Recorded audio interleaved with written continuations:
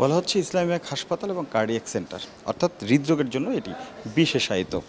অথচ এর এমার্জেন্সি বিভাগে ইসিজি সহ অন্যান্য যন্ত্রপাতি আধুনিক হলেও এখানে নেই ইকো করার ব্যবস্থা।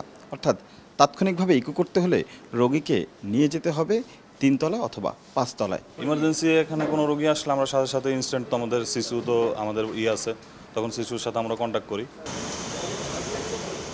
হৃদরোগের বিশেষায়িত হাসপাতাল, অথচ মন্ত্রী আসার পরেও একজন বিশেষজ্ঞ ইমার্জেন্সিতে দিতে সময় লেগেছে 15 থেকে 20 মিনিট। আবার হাসপাতালের রিসিপশনে লাইসেন্স টাঙিয়ে রাখার কথা হলেও তা মানা হয়নি। কর্তৃপক্ষই বলছেন 50 বেডের হাসপাতালে রোগী রয়েছে তার চেয়ে বেশি।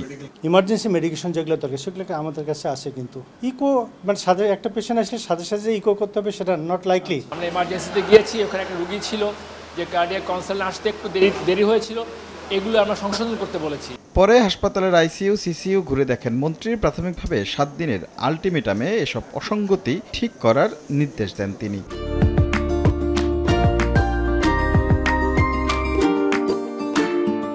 যা আছে সেটুকু রুগী রাখা উচিত, এর বেশি রাখা উচিত না। সবসময় জন্য একটা ভালো ব্যবস্থা থাকে, সেটা আমি ওনাদেরকে বলে গেছি, ওনাদেরকে সময় দিছি। আবার হয়তো আমার লোকজন এসে আবার দেখবে। এর আগে এভার কেয়ার হাসপাতাল পরিদর্শন করেন সামন্তলাল সেন। এ সময় মানসম্মত সেবা নিশ্চিতে তাগিদ দেন তিনি।